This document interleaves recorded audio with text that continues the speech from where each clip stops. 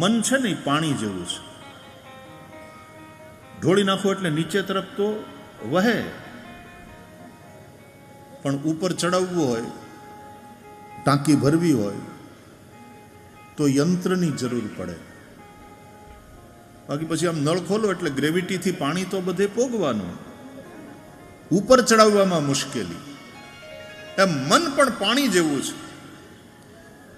એ નીચે તરફ હલકી વસ્તુ તરફ સહજ વયું જાય છે. એને ઉપર ઉઠાવવું હોય ને વિકારોથી, સ્વાર્થથી, સંકુચિતતાથી, તો જેમ ત્યાં પાણીને ટાંકીમાં ચડાવવા માટે યંત્રની જરૂર પડે, મોટર મૂકવી પડે, મોટર ચાલુ કરવી પડે, ત્યાં યંત્રની જરૂર પડે, એમ અહીંયા મન માટે મંત્રની જરૂર પડે, તો જ એ ઉપર ઉઠી શકે. અમે જપ કરવા બેસીએ, અમે ધ્યાન કરવા બેસીએ ત્યારે મન ભગવાનમાં લાગતું નથી, બહુ ચંચલ છે. આ પ્રશ્ન બધા કરે, પણ અમે સિનેમા જોતા હોઈએ ત્યારે અમારું મન કોન્સન્ટ્રેટ થતું નથી, એવું હજી સુધી કોઈએ પૂછ્યું નથી. ત્યાં તો મન લાગી જાય છે.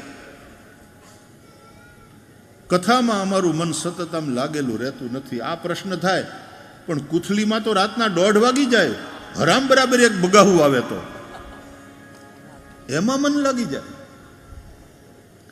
નિંદારસ એ તો એવો ગજબનો છે. કથારસ તો જે ભક્ત હૃદયી છે એને આકર્ષે છે, એને ગમે.